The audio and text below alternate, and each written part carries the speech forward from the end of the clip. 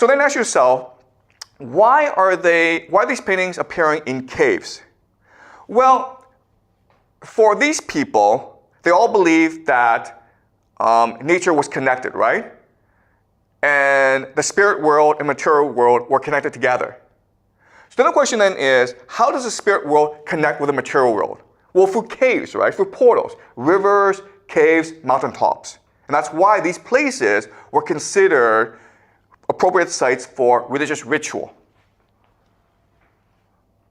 Okay? And that's why you painted these pictures in caves, because these caves, it's almost like you're summoning the spirit of these animals to return, right? You've killed these animals. How do you get them to return?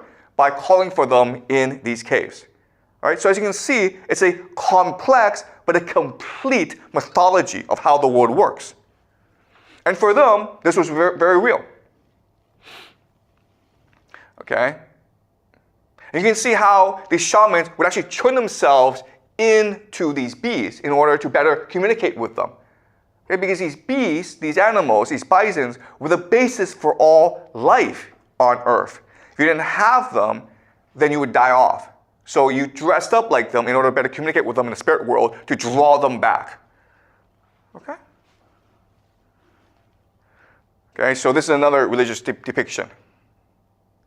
All right, so these cave paintings, there's always three questions associated with these cave paintings. The first is, how are they painting caves? What are they painting, and where and why are they doing this? Okay, and I've explained to you. There is religious significance to what they're doing. They're trying to complete the cycle of life and death. If you kill an animal, you have to thank the animal. Okay, you do that by making a religious sacrifice. Okay, by making a religious ritual. What are they painting? They're painting the story of life itself, right? They're trying to paint a picture of how life works. A cycle of death and life, destruction and renewal. And everything's connected together. The stars, the caves are portals into the spirit world. And that's why you celebrate them. Okay? And how are they painting the caves?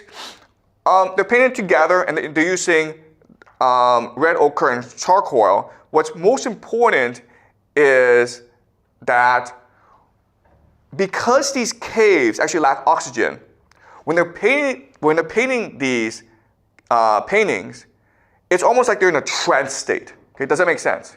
Because you don't have enough to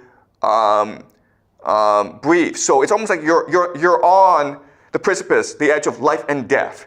And it's almost as though you are actually communicating with the spirit world as you're doing this. So it's all divine inspiration, all divine intuition, okay? So what they believe is that when they paint, they're channeling the power of the spirit world.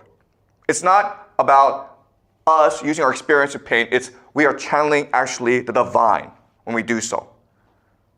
Okay, and the same thing when we sing or when we tell stories. We're not doing this out of our own will. We are only a portal or a mechanism or a channel for the divine to communicate with everyone else. Okay, so does this make sense? Yeah. Okay.